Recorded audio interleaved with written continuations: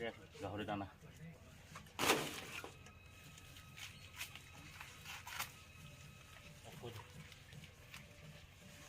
এয়া কচুটো কাটা হ'ল এতিয়া গাহৰি দানা কচু এইফালে আছে জিকা বেয়া দোকানবিলাকৰ চব্জি দোকানত বিক্ৰী নোহোৱা জিকা আছে ভোল আছে তলত তাত ডাংবডি আছে এইবিলাক চব মিক্সাৰ কৰি গাহৰিৰ কাৰণে দানা বনাম কম খৰচত দানা বনাই খুৱাবলৈ বিচাৰিছোঁ এতিয়া এই আমাৰ দানা কাটি মেলি ৰেডি হৈ গ'ল ইয়াত আছে কচু জিকা ভোল বেঙেনা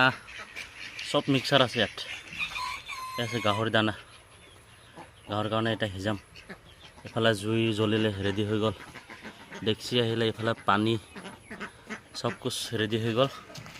এতিয়া ধুনীয়াকৈ এটা বহাম আৰু চৌকাত সিজাই মেলি তাৰপিছত গাহৰিক দিম এনেকৈ কৰি আছোঁ আৰু বৰ্তমান দানা চানা সিজাই মেলি গৰম হ'লে উপায় নাই কম খৰচত কৰিবলগীয়া হৈছে আমাৰ গাহৰি দানা ৰেডি হৈ গ'ল পূৰা সিজি গ'ল আৰু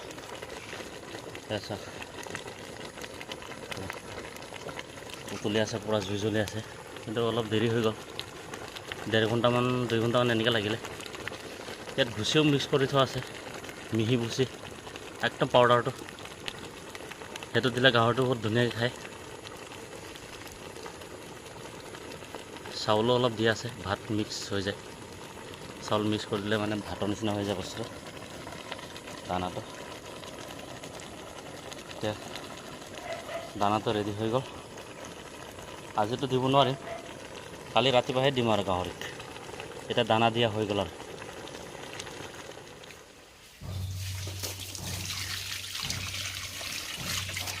দানা মিলাইছোঁ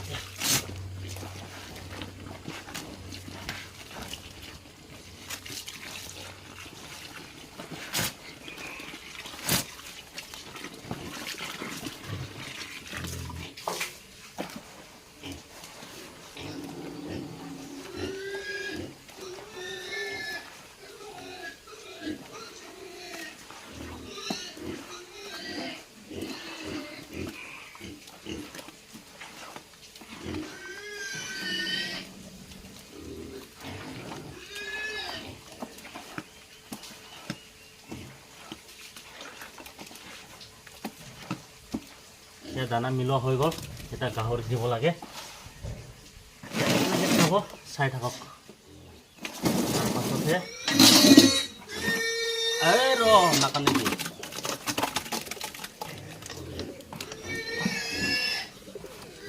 খুব ধুনীয়াকৈ খাব এইটো খাব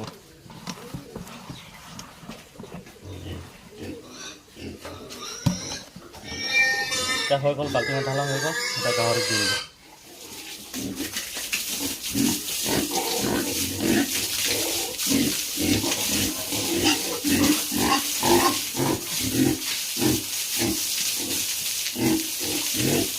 গাহৰি ঘৰ পুৰা চাফা হৈ গ'ল এতিয়া এটা গা ধোৱা হৈ গ'ল এইফালে আছে আমাৰ বহুত ডাঙৰ গাহৰি এইকেইটা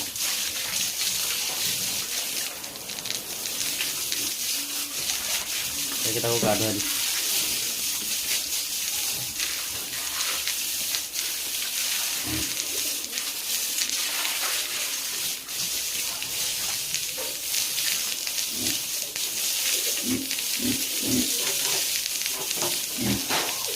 গা ধুই খুব ভাল পায়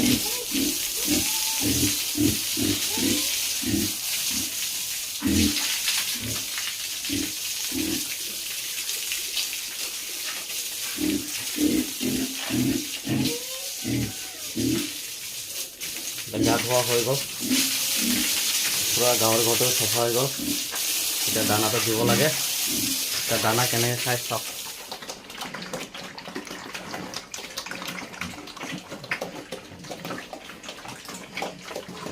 ভিডিঅ'টো চাই ভাল লাগিলে সাবস্ক্ৰাইব কৰি দিব লাইক কৰি দিব পাৰিলে মানে শ্বেয়াৰ কৰি দিব